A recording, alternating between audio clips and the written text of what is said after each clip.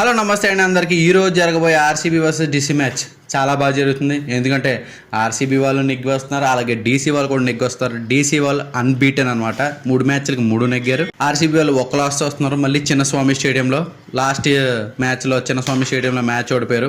ఈ రోజు మ్యాచ్ నెగ్గుతారా నెగ్గరా తెలుసుకునే ముందు, అలాగే ఈ రెండింటి మధ్య స్ట్రెంత్ అండ్ వీక్నెస్ ఒకసారి తెలుసుకుందాం. తెలుసుకునే ముందు ఒకసారి ఈ రెండు టీంలు ఎలా ఉన్నాయో ఒకసారి తెలుసుకుందాం. ఫస్ట్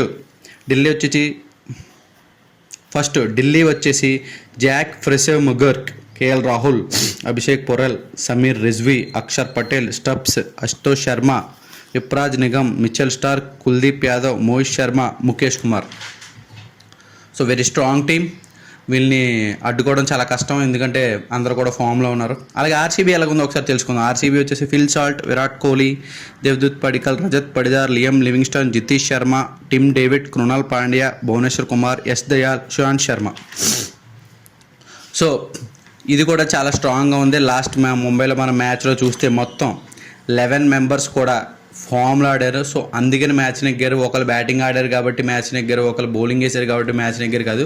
ఇది మాత్రం ఖచ్చితంగా ముంబై మీద ఆడింది టీమ్ ఎఫర్ట్. అందరూ కూడా బౌలింగ్ డెత్ హౌస్లో వేసినప్పుడు అందరూ కూడా చాలా జాగ్రత్తగా వేశారు. అలాగే యార్కర్స్ కానీ స్లో బాల్స్ కానీ రన్స్ లీక్ చేయలేదు, ఎందుకంటే హార్దిక్ పాండ్యా వచ్చి చాలా ఫాస్ట్గా ఆడి మ్యాచ్ కూడా ఎత్తారనుకున్నారు. కానీ లాస్ట్లో భువనేశ్వర్ కుమార్ వచ్చి యార్కర్స్ వేసాడు. అలాగే హేజల్వుడ్ వచ్చి హార్దిక్ పాండ్యా వికెట్ తీసాడు. అలాగే లాస్ట్లో కృణాల్ పాండ్యా వేసి మ్యాచ్ నెగ్గించాడు. అలాగే బ్యాటింగ్లో కూడా విరాట్ కోహ్లీ 60 రన్స్ కొట్టాడు, రజత్ పడిదార్ 60 రన్స్ కొట్టాడు. అందరూ కూడా బౌలింగ్లో చాలా బాగా వేసాడు. యశ్ దయాల్ కూడా బౌలింగ్ చాలా బాగా వేసాడు. రోహిత్ శర్మ వికెట్ తీసుకున్నాడు. సో అందరూ కూడా టీమ్ ఎఫర్ట్ అనమాట. ఏ బౌలర్ కూడా తక్కువ అని చెప్పలేం. సుశాంత్ శర్మ మధ్యలో వచ్చి స్పిన్ వేసి కూడా తన ఎకనామికల్ బౌలింగ్ వేసాడు. సో అన్నీ కూడా మనం యాడ్ చేసుకోవాలి, ఎందుకంటే టీమ్ ఎఫర్ట్. ఒకళ్ళు 60 కొట్టారు కాబట్టి మ్యాచ్ నెగ్గారు, అలాగేం లేదు. మధ్యలో వీళ్ళు బౌలింగ్ వేసారు కూడా మ్యాచ్ నెగ్గారు. సో డీసీ చూసుకుంటే అన్ని డిపార్ట్మెంట్లో కూడా సూపర్గా ఉంది. లాస్ట్ మ్యాచ్లో కేఎల్ రాహుల్ చాలా బాగా ఆడాడు. ఫస్ట్లో సరిగ్గా అవైలబుల్గా లేకపోయినా సమ్ పర్సనల్ రీజన్ వల్ల తర్వాత వచ్చిన మ్యాచ్ల్లో కూడా చాలా బాగా ఆడాడు, చాలా ఫాస్ట్గా ఆడుతున్నాడు.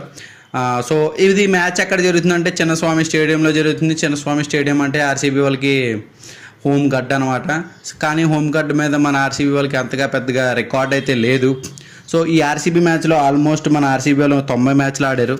90 మ్యాచ్లు ఆడితే 42 మ్యాచ్లు నెగ్గారు, 43 మ్యాచ్లు ఓడిపోయారు. మిగిలినన్నీ కూడా నో రిజల్ట్, అలాగే టై మ్యాచ్లు జరిగినాయి. సో ఆర్సీబీ వాళ్ళకి అంతగా లక్ వచ్చిన పిచ్ కాదు చిన్నస్వామి స్టేడియం. ఎవరికైనా హోమ్ పిచ్ అంటే లక్ అని అనుకుంటారు, కానీ చిన్నస్వామి స్టేడియం ఆర్సీబీ వాళ్ళకి లక్ కాదు.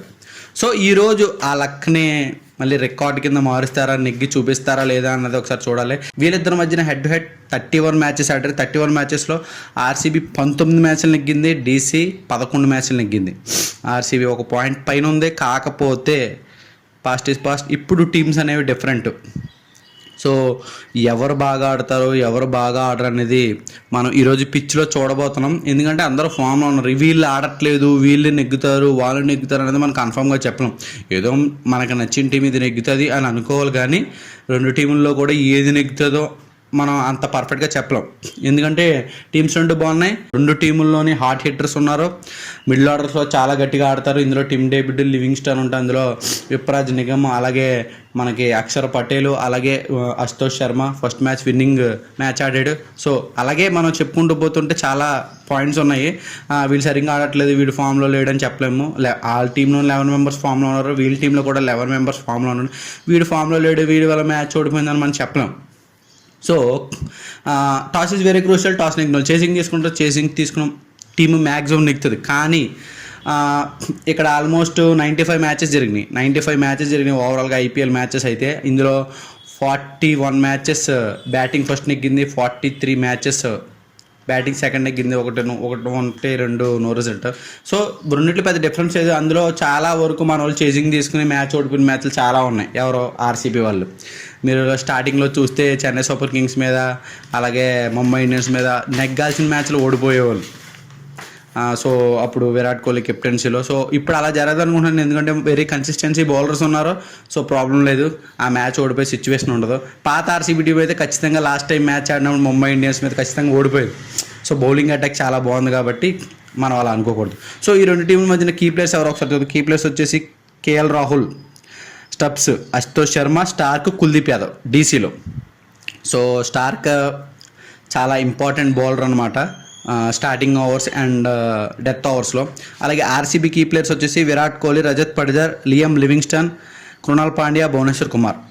బౌలింగ్లో Bhuvneshwar Kumar and Krunal Pandya is very crucial. ఎందుకంటే భువనేశ్వర్ కుమార్ యార్కర్స్, స్పిన్నింగ్లో వేరియేషన్స్ చాలా బాగా వేస్తున్నాడు. కృణాల్ పాండ్యా చాలా తెలివిగా వేస్తున్నాడు. సో విరాట్ కోహ్లీ లాస్ట్ మ్యాచ్లో ఫామ్లోకి వచ్చాడు. అలాగే Rajat Patidar captain innings first నుంచి బాగా ఆడుతున్నాడు. అలాగే మిడిల్లో లివింగ్స్టన్. సో ఎవరు నెగ్గుతారో చూడాలి. ఈరోజు టాస్ నెగ్గిన వాళ్ళు మ్యాక్సిమం మ్యాచ్ నెగ్గుతారు అనుకుంటున్నాను. ఎందుకంటే బౌండరీస్ చిన్నవే, బ్యాటింగ్ పిచ్చు, అలాగే డ్యూ ఫ్యాక్టర్ వస్తుంది. సో చేజింగ్ తీసుకున్న టీం మ్యాచ్ నెగ్గచ్చు. సో నేనే ఎవరు నెగ్గుతారని అనుకుంటున్నానంటే ఈరోజు ఆర్సీబీ నెగ్గుతుందేమో అనుకుంటున్నాను. మీరేమనుకుంటున్నారో కామెంట్ బాక్స్లో మెన్షన్ చేయండి. సో నెక్స్ట్ మ్యాచ్లో మంచి ప్రిడిక్షన్లో మళ్ళీ మీ ముందుకు వస్తాను. అంతవరకు don't forget to like, share and subscribe. మీరు సబ్స్క్రైబ్ చేసుకుంటేనే మన వీడియోలు మీ దాకా వస్తాయి. బెల్ ఐకాన్ కూడా క్లిక్ చేసి ఉంచండి. సో అంతవరకు బాయ్ బాయ్.